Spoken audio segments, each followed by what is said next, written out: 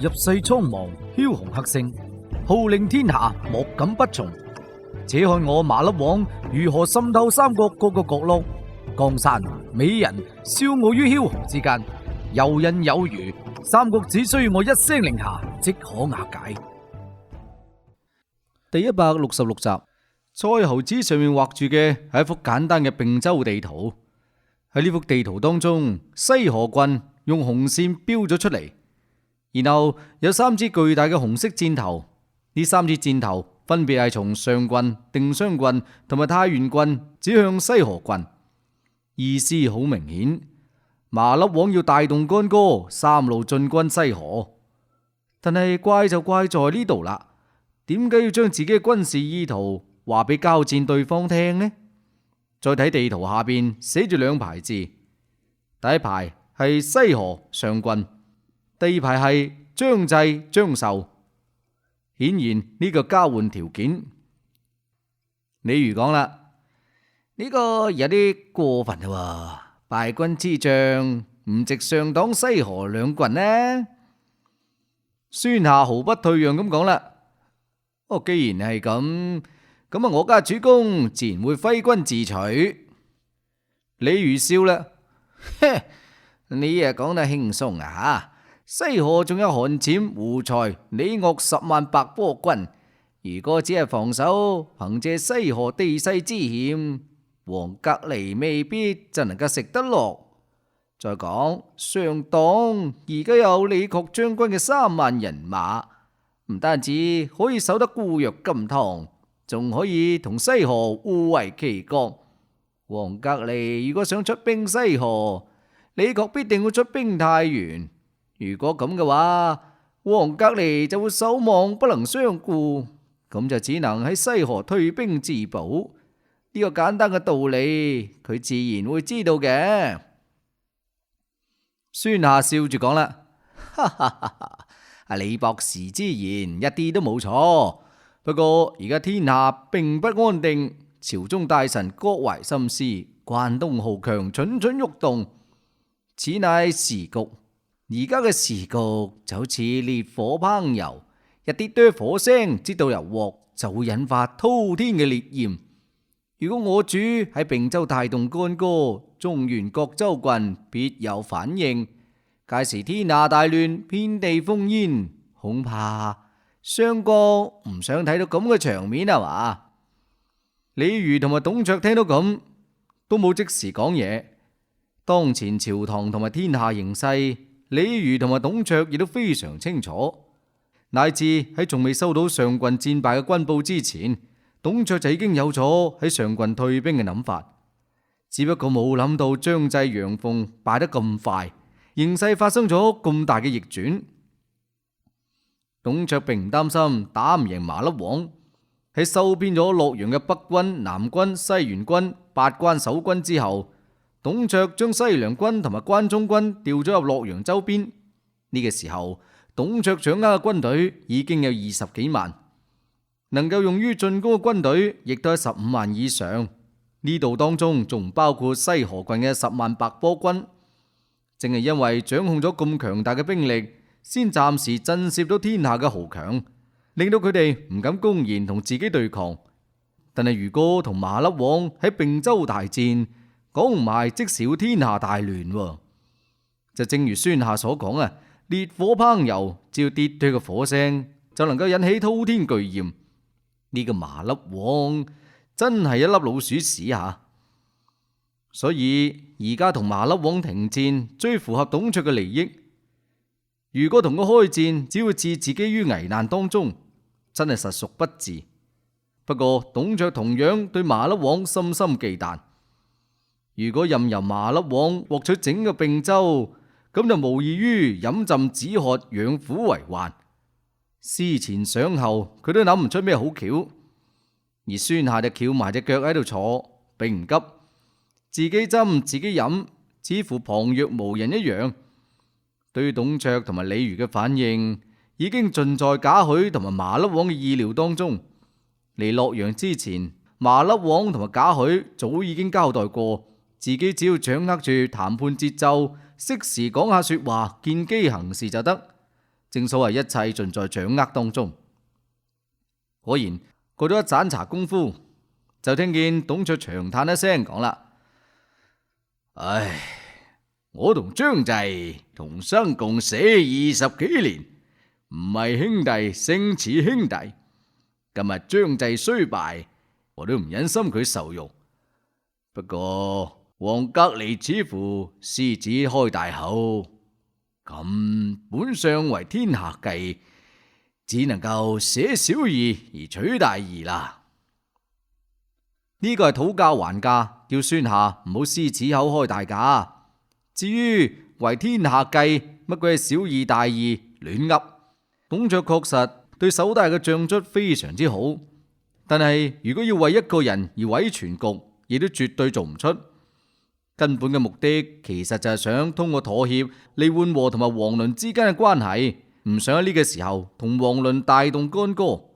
所以如果能夠通過滿足王倫一啲條件嚟同王倫停戰，而且換翻張濟、張繡兩員大將，咁董卓仲係非常樂意。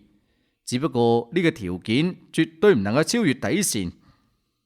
孫夏問啦：咁相國能夠俾啲咩條件呢？上黨絕對唔可以俾。董卓先為談判畫咗條紅線，呢條紅線就係董卓嘅底線，因為上黨呢笪地方實在太重要，佢扼守湖關，步兵長子城，進可以攻，退可以守，有山河雄關為依託，歷來都兵家必爭之地。呢個亦都喺王倫意料當中，佢對孫夏早已經交代過啦。孫夏講啦：上國意思係以西河郡交換張濟、張繡。張濟、張繡乃係世之良將，上國呢個條件孤寒咗啲喎。董卓雙眼一碌：孤寒？以一郡換2將，咁仲唔夠啊？唔得啊，算啦。孫夏就並唔嬲，笑咗笑講啦：嘿呀，如果有西涼降卒8000幾人，咁呢啲人上國要，你話唔要？董卓氣勢即時一滯，佢望向咗李儒。李儒明白董卓嘅意思，呢啲西涼軍都係董卓嘅嫡系，董卓掌控大量軍隊，嫡系嘅比重非常重要。如果能夠換翻呢啲西涼俘虜，對於董卓嚟講，無疑非常有利。諗到呢度，李儒笑咗笑，開口問啦：嘿嘿嘿，王隔離仲有咩條件？一齊講出嚟。除咗上黨，其他都可以慢慢傾。孫夏漫天要價講啦：糧草50萬擔。李儒落地還錢講啦：咁你唔好去搶，最多10萬擔。孫夏又講啦：10萬擔有乜鬼嘢用呢？我主公呢次行動消耗糧草甚多，西涼軍同埋白坡軍入寇上黨，對民生造成好大影響，損失何止50萬擔？如果毫無誠意，咁啊唔使傾啦。依我睇，最少45萬擔。李儒講啦：你慳啲呢？本次西涼軍同埋白坡軍進入上黨嘅時間並唔長，亦都並冇太長時間去進行劫掠，最多20萬擔。孫夏講啦：開玩笑，反正係劫掠過，對民生影響就好大。何況戰場傷殘，亦都要撫恤，亦都消耗錢糧，最少40萬擔，唔能夠再少啦。李儒斷言咁講啦：最多30萬擔，多咗就唔使再傾。孫夏講啦：成交，不過只係俾30萬擔嘅話，就要加幾個條件喎。李儒問啦：加咩條件啊？講嚟聽下。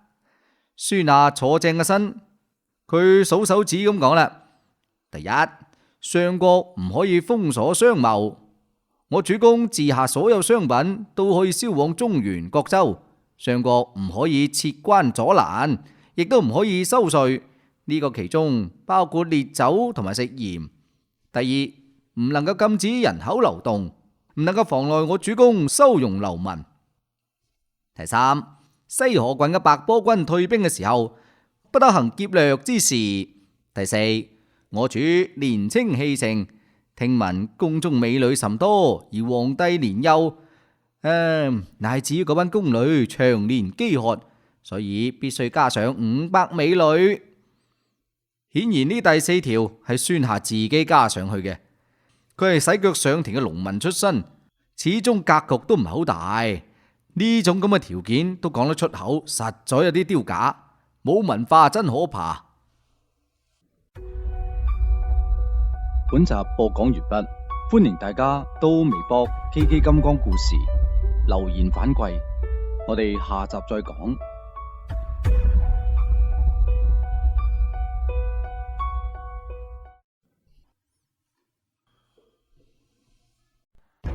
入世蒼茫，梟雄黑星，號令天下，莫敢不從。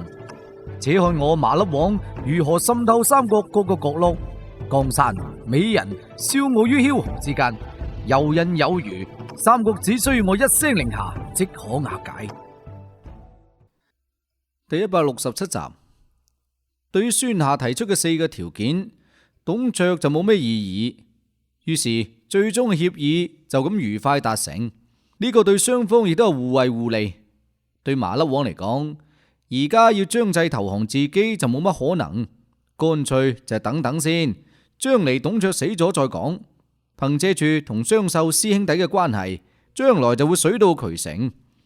至於8000西涼兵俘虜，能夠換30萬擔糧食，已經係賺咗。烈酒產量有限，並唔缺銷路，只係一個附帶條件，但係再加上可以向中原地區傾銷上郡嘅食鹽，咁就係滾滾嘅紅利。仲有孫夏自作主張嘅500美女，用嚟收買有功將士嘅心，正好就合適。除此之外麻粒王考慮咗另外一件事，就係18路諸侯討伐董卓之前，亦唔能夠太過於削弱董卓，以免歷史發生太多嘅改變，削弱穿越者先知先覺嘅技能。所以放翻張濟、張繡同埋西涼軍俘虜，暫時緩和同埋董卓之間嘅關係，對麻粒王非常有利。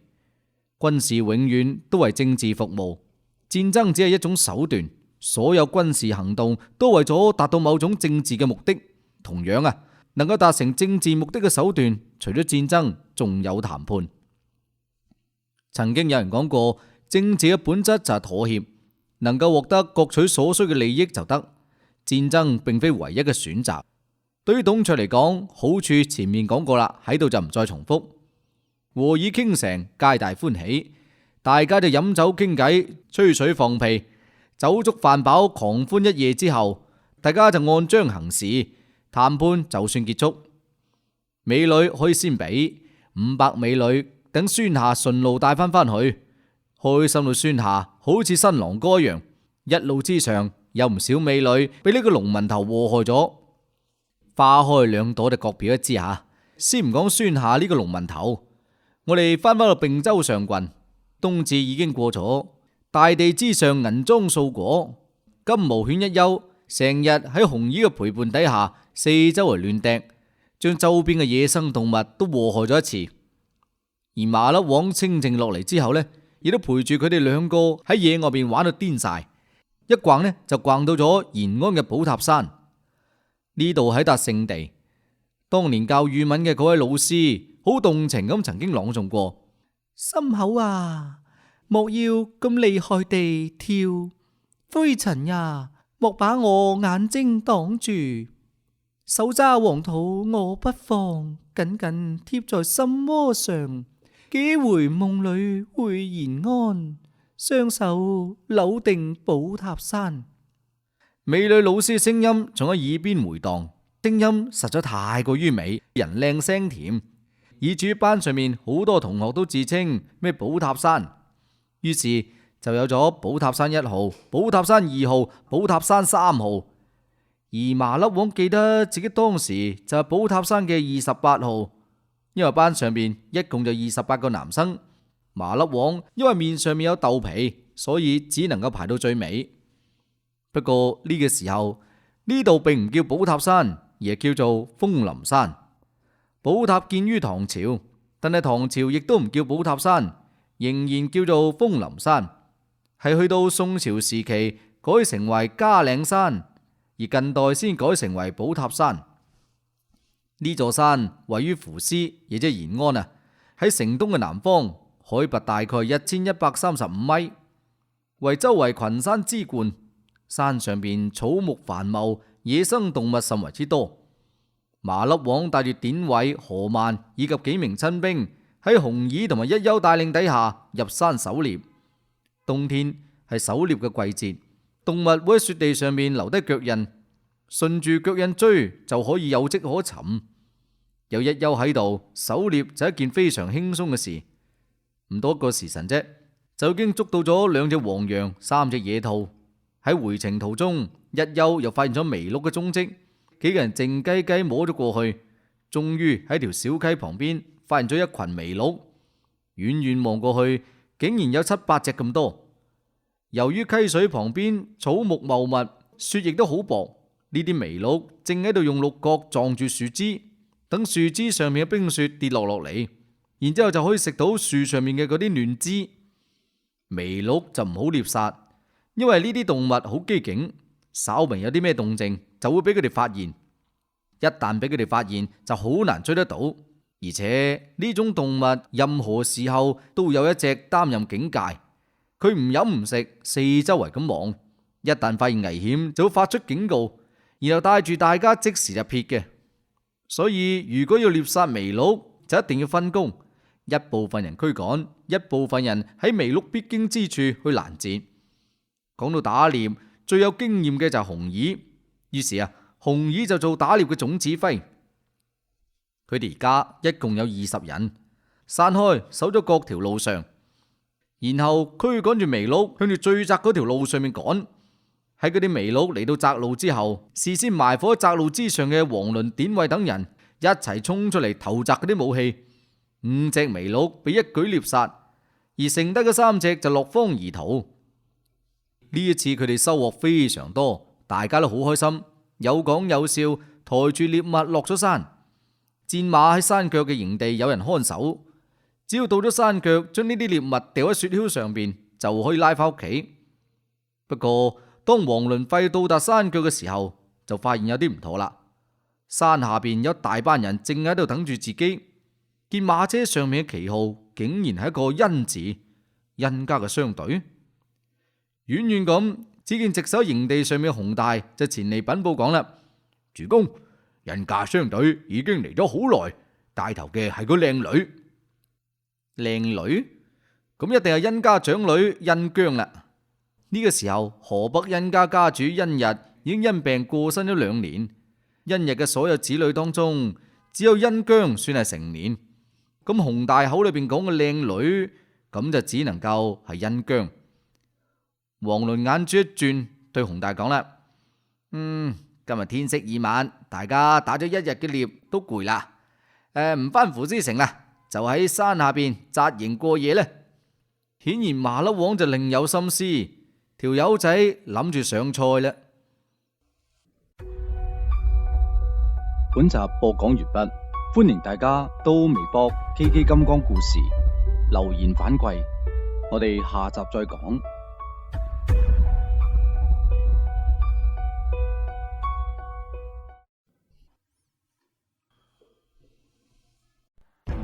入世蒼茫，梟雄黑星，號令天下，莫敢不從。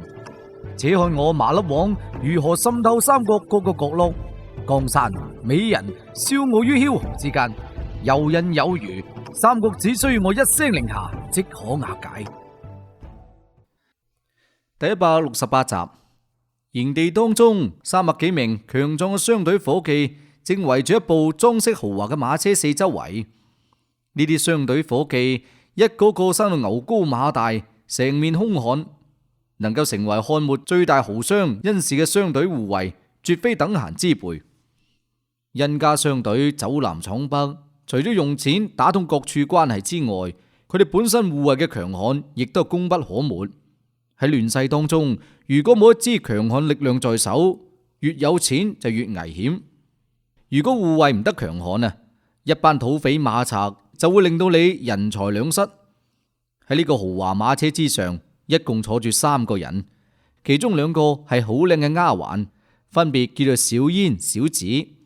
而坐喺主位之上係一位身材玲瓏、貌若天仙、16、17歲嘅女子。呢個女子就係而家殷家嘅主事之人殷姜。嗱，你話要講呢個河北殷氏真係唔簡單。河北無極殷家世代經商，佢哋嘅祖上叫做殷儉，曾經係東漢嘅名臣，屋企世襲2000幾擔俸祿，數代累積落嚟，傳到咗殷日。殷日曾經係上蔡令，但係因為屋企生意做得好大，所以辭官專門打理龐大嘅家族生意，而後嚟更加將家族生意遍布大漢嘅天下，成為咗天下屈指可數嘅商賈。呢個之前，王倫喺雁門整出嚟嘅烈酒君莫笑，殷家就係最大嘅代銷商，以糧換酒，互惠互利。殷家為王倫解決糧荒嘅困境，自己亦都因為代銷烈酒而賺到盆滿缽滿，可以講得上係日進斗金。不過世間嘅事因果循環，一飲一食皆有定數。殷家雖然係巨富，但係因為美妾眾多，一早嘅身體就已經虛晒。喺2年幾之前一命嗚呼，留低咗一家老老亂亂，幾乎就冇咗依靠。殷日生前嘅妻妾唔少，廣種博收，育有3子5女。3子分別係殷余、殷炎同埋殷堯。長子殷余早夭，次子殷炎以及3子都先啱啱9歲。而5個女呢，分別就係殷姜、殷脫、殷道、殷榮同埋殷密。其中殷姜係長女，年方28，生得妖嬈迷人，為人又冰雪聰明，於經商一道頗有天賦。其他3姊妹殷脫、殷道、殷榮而家仲年幼，都喺9歲、10歲之間。而最細殷密呢，就係著名嘅三國美人殷夫人，呢個時候先得個6歲。咁樣一嚟，家族嘅重擔就落咗喺殷姜呢位先啱啱16歲嘅女子身上。如果唔係家底厚實，有唔少忠心嘅僕人掌櫃同埋強悍家丁護衛，恐怕殷家早就堅持唔到落去。諗到家族嘅處境，殷姜忍唔住嘆咗啖氣。自己一介女流，要孭家族嘅重擔，實在就唔容易。事實上，而家家族生意已經大不如前，比父親在世嘅時候已經差咗唔少。殷家生意遍布天下，一啲駐外掌櫃恃住山高皇帝遠，陽奉陰違，中飽私囊，呢啲都係已經司空見慣嘅事。唯一令到殷姜感到安慰嘅，就係雁門嘅君莫笑，嗰個面上邊有豆皮嘅男人，似乎對殷家好照顧，唔單止對殷家提供咗最多嘅批發份額，仲處處喺暗中維護殷家，包括暗中派軍喬裝護送，以及利用手底下嘅情報人員破獲咗好幾笪駐外掌櫃貪贓嘅事件。呢啲事都令到自己感覺到一絲絲嘅溫暖。如果唔係呢條友有豆皮嘅話，或者真係可以作為殷家嘅依靠。諗到咁，殷姜嘅面上邊不禁有啲紅。跟住殷姜又忍唔住笑咗笑，因為殷姜又諗到北斗7星嘅傳說。麻粒王佢自己亦都見過，分明係8個豆皮坑，點解會係咩北斗7星呢？呢個時候，貼身丫鬟小煙細聲咁講啦：主人啊，我哋點解唔喺扶絲城裏邊等，就要趯到嚟山下邊呢？冰天雪地，外邊好凍啊，城裏邊就暖好多咯。殷姜無奈咁講啦：我都想喺城裏邊啊，但係屋企生意繁忙，喺河北到上郡已經用咗10幾日時間，我唔想耽誤得太耐，所以先喺呢度等。嗰個小煙有啲不解咁問啦：但係呢度離扶絲城只不過30幾里啫。殷姜耐心解釋住講啦：雖然係30幾里，但係結果就唔一樣啦。出外狩獵之人幾日唔返都係經常有，但係我哋嚟到黃將軍嘅營地，留守營地嘅人就一定會出去揾打獵嘅黃將軍返嚟。黃將軍接到傳信，肯定會早啲返。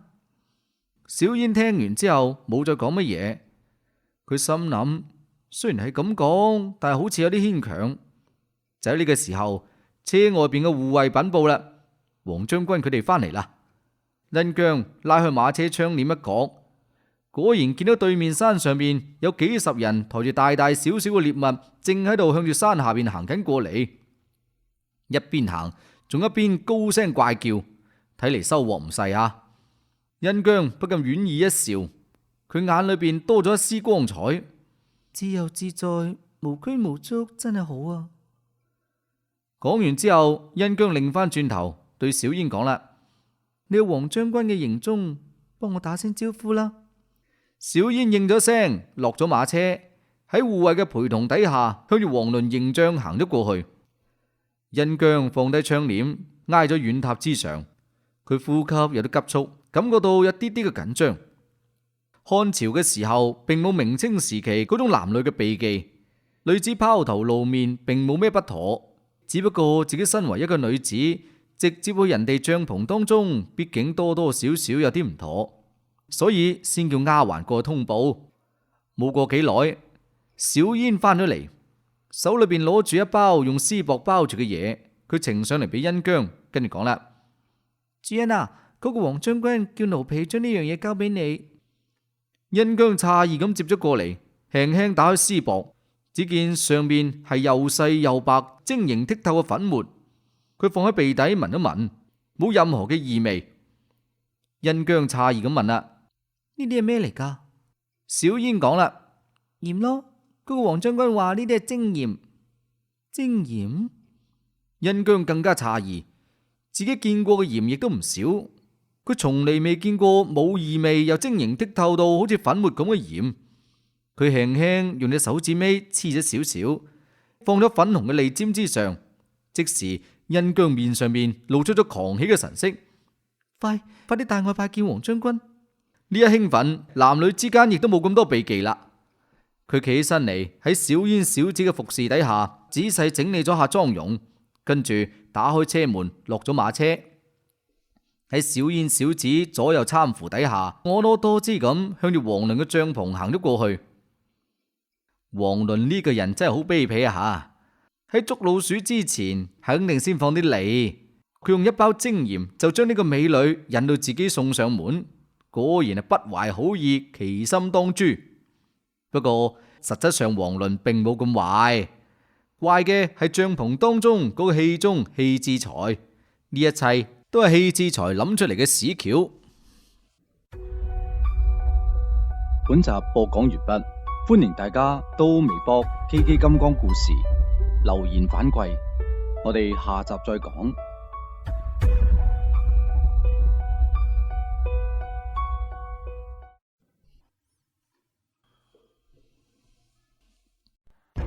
入世蒼茫，梟雄黑星，號令天下，莫敢不從。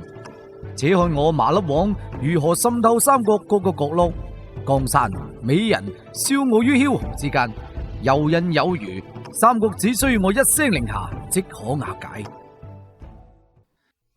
第169集，再講嗰個麻粒王打獵翻到營地之後，就叫親兵將打翻嚟嘅獵物洗好剝好皮，準備用嚟野炊燒烤。吩咐完咗之後，略為洗漱一番，就打算過去同恩姜打個招呼。不過佢仲未起身，恩姜嘅嗰個丫鬟就已經過咗嚟。見過面之後，丫鬟講啦：我嘅主人話想問將軍幾時翻扶師城。黃倫正諗住講說話，身後邊戲志才已經搶先一步，對嗰個丫鬟講啦：呢位咁靚嘅妹妹仔，我家將軍今日打獵走咗幾十里山路，已經好攰，需要好好地休息下先能夠翻扶師城啊。咁即係幾時翻去啊？黃倫正諗住回答，點知道戲志才又搶先開口講啦：你睇下，而家大家都肚餓啦，不如食餐豐盛嘅野味燒烤先，醫掂個肚，我哋再講啦嘛。妹妹仔啊，你再睇下呢度嘅風景幾咁靚。點幾多篝火，寫啲香噴噴嘅麋鹿烤肉，再嗒翻一杯，幾咁寫意，你話係咪？麻粒王見到咁，有啲好唔理解，呢個好人妻嘅戲志才突然之間改咗口味咩？正喺度呆緊嘅時候，戲志才喺三袖籠裏邊揞出咗用手巾仔包住一個包，交咗俾丫鬟，跟住講啦：勞煩呢位妹妹先幫我哋將軍將呢樣嘢交俾你哋殷家主人，你家主人見到自然就會有計較。麻粒王見到自己冇辦法講說話，乾脆退後一步，等戲志才自由發揮，直至到戲志才將丫鬟送出咗帳外。麻粒王似笑非笑望住戲志才，跟住講啦：志才你嘅愛好變咗啊？戲志才笑住講啦：非也非也，戲某係為主公着想，呢個咁好機會，主公點能夠錯過呢？王倫心裏邊即時明白戲志才嘅意思，王倫當然明白。就算冇戲志才頭先嗰番說話，王倫亦都打算喺度露營過夜。而家有咗戲志才呢番操作，王倫就慳翻唔少事。佢問啦：個細包嘢又係咩嚟噶？戲志才惜字如金咁講啦：鹽。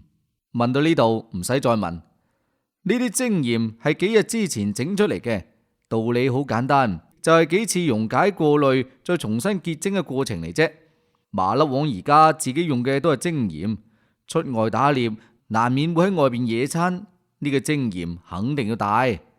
諗到個殷家姑娘仔本嚟就係商賈之女，見到咁精緻嘅鹽，點會唔明白其中嘅巨大商機呢？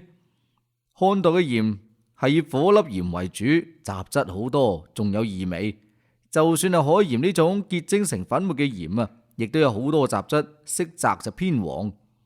而麻粒王所製作嘅呢啲鹽呢，喺色澤同埋純度上嚟講，同後世嘅鹽已經冇乜差別，製作工藝亦都好簡單。但係正如雁門郡所生產嘅烈酒君莫笑一樣，價格就比尋常嘅鹽翻咗好幾番。以殷家商業網絡嚟經營精鹽，利潤空間究竟有幾咁大，簡直就無可估量啊！而戲志才呢啲鹽本嚟就用麻包袋裝住嘅，不過佢哋用絲綢打咗個包送咗俾殷家嘅姑娘仔，亦都算係深諳偷呃拐騙之道嘅包裝效應啦。正所謂人靠衣裝，馬靠鞍，精鹽自然亦都係咁，用麻包袋包同埋用絲巾包，咁結果就俾人兩種感覺完全唔一樣。既然精鹽樣品已經送咗過去，咁就先晾佢一晾。麋鹿好快脆就俾剝好皮清洗好，冚唪唥都係啲麻粒佬，所以手腳就好爽快。王倫同戲志才啱啱講完說話，典韋已經攞住幾隻麋鹿髀入咗嚟，再灑上啲鹽花，穿咗木棍上邊烤咗起身。唔使陣間，香味已經彌漫咗整個營地。喺麋鹿腳燒到金黃嘅時候，有親兵來報講啦：報殷家娘子來訪。王倫聽到咁，親自嚟到門口迎接。佢講啦：王母今日入山打獵，衣冠不整，唯恐唐突佳人，所以先打算洗掃乾淨之後，再過嚟見殷家姑娘嘅。實在抱歉，有勞殷家姑娘久等，還望唔好見怪。殷姜婉意一笑，跟住講啦：將軍不必客氣，小女子前嚟打攪將軍，甚為冒昧。無妨無妨，嘿嘿，佳人光臨，蓬蓽生輝。咁就請殷姑娘入帳，一齊用膳呢。講完，王倫左手虛引，殷姜笑咗笑，將兩個丫鬟留咗喺門口，單獨跟隨王倫入咗帳中。嚟到帳裏邊，兩個人喺火堆旁邊坐低，然後殷姜就攞出嗰包用絲絹包住嘅精鹽，對王倫講啦：上郡盛產湖鹽、岩鹽同埋井鹽，呢啲小女子亦都知道，只不過從嚟未見過咁精緻嘅鹽，唔知道將軍呢個鹽來自於何處呢？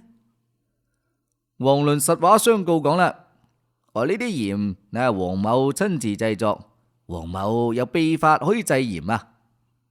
咁造價有幾多呢？呢個製法簡單，造價就唔高，可以大規模投產。接住落嚟，兩個人就精鹽生產、銷售、利潤分成等等進行咗一番長談，達成咗一個產銷一體、互惠互利嘅協定。傾完呢啲就應該食肉飲酒，麻粒王向住守喺門口嘅典衛一手講啦：你係典兄，過嚟幫幫手，將呢隻麋鹿俾啲肉切落嚟。典衛咚咚咚咁行過嚟，10聲掹出把刀仔，一手攞住燒好咗個鹿髀，一手攞刀霎霎霎咁切咗起身。恩姜望咗眼典衛，嚇到低呼一聲，不由自主向住王倫身邊挨咗挨。典衛個樣又醜又兇惡，實在就得人驚。而家又攞住把刀喺度切肉，個樣就更加嚇死人。麻粒王非常滿意呢種效果，呢個就係點解麻粒王唔俾趙雲留喺身邊嘅原因。典衛切好咗幾盤肉之後，放咗台面，跟住就要離開。點知麻粒王開口叫住佢講啦：典兄，坐低嚟一齊食啲啦，食飽再去門外守席都唔遲。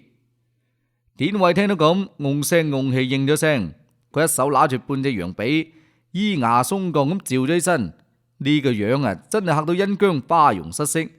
佢又下意識咁向住王倫身邊挨咗挨。呢個時候，兩個人已經挨到好近，衣衫已經可以掂埋一齊。王倫索索個鼻，聞到一陣烤肉嘅味道，聞唔到個少女身上面嘅清香，只有肉味。加碼，嗰個范無赦、謝必安，你兩個都入嚟食啲啦。屬下遵命。隨住呢兩聲怪叫，一黑一白兩隻鬼行咗入嚟。嗰個醜陋嘅長相同埋怪異嘅打扮，比典衛就更加得人驚。恩姜只係望咗眼，跟住尖叫一聲，撲入咗麻粒王嘅懷抱。當晚，恩姜就留宿於麻粒王嘅帳中啦。本集播講完畢，歡迎大家到微博 KK 金剛故事留言反饋，我哋下集再講。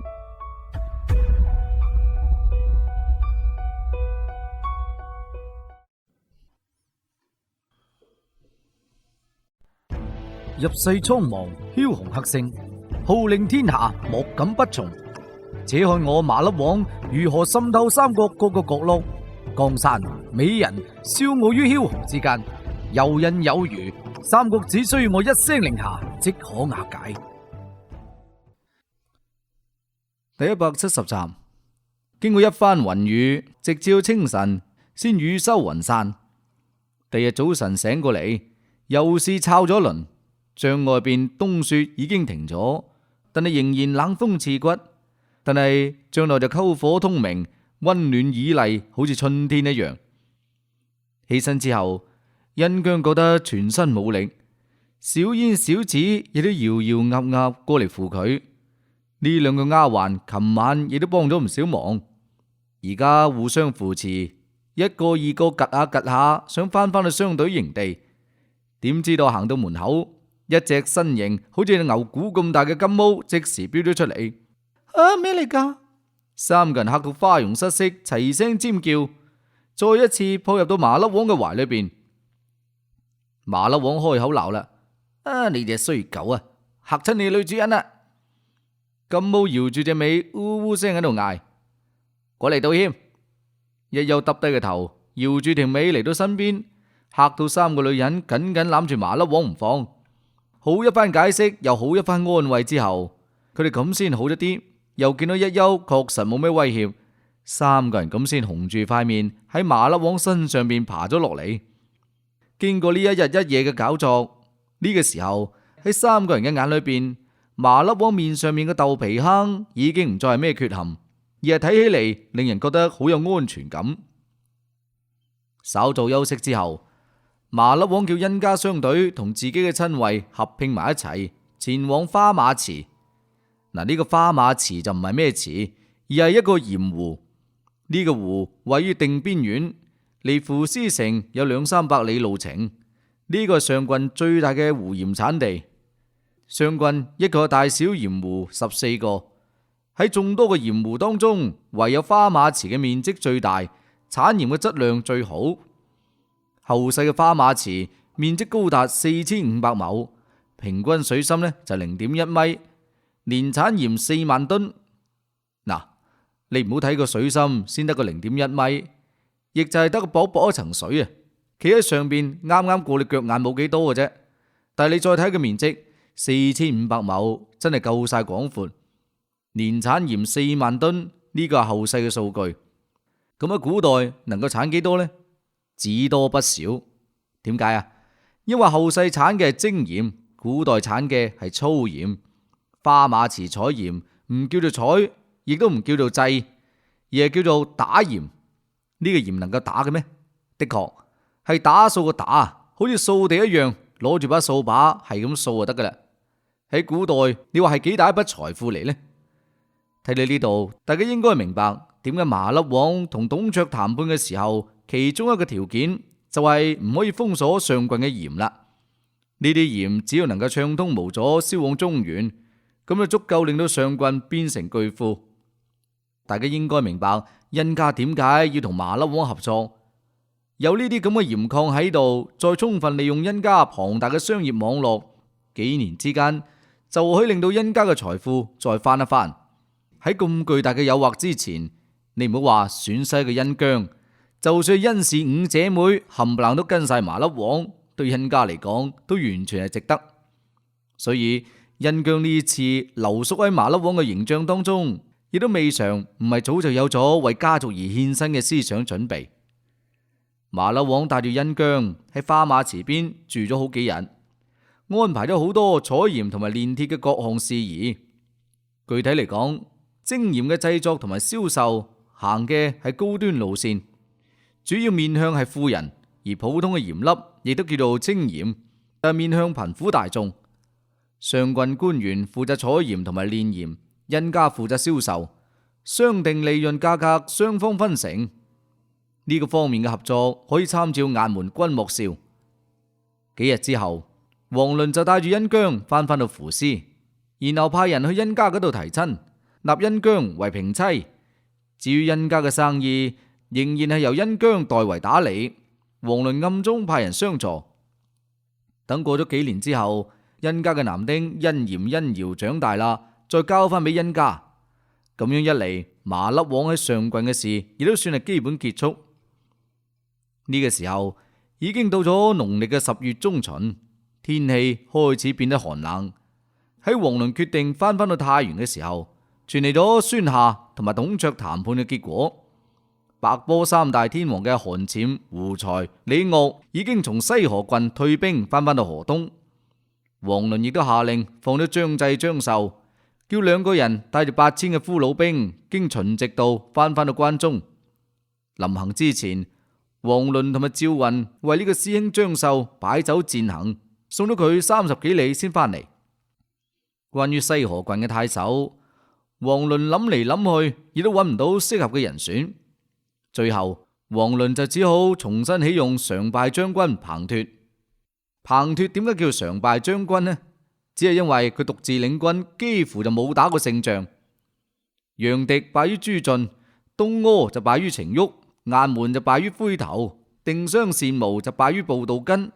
不過用嚟做西河郡太守，問題就唔係好大。西河郡北邊有定襄，東邊係太原，西邊係上郡，所以要守住嘅就只係東南上黨同埋南邊嘅河東郡。而且西河郡同上黨河東之間都有大山阻隔，只係有小路可以通行。咁樣一嚟，從地圖上嚟睇，西河郡對王倫嘅地盤嚟講，就屬於係自己嘅內地。彭脫係黃巾元老，頗為之有聲望，亦都係從伏牛山開始就一直跟住王倫，對王倫可以講得上係忠心耿耿。而且呢個人亦都有啲文化，係半桶水嘅讀書人。雖然打仗就唔掂當，用嚟安定地方、治理民生，亦都算係勉勉強強用住先。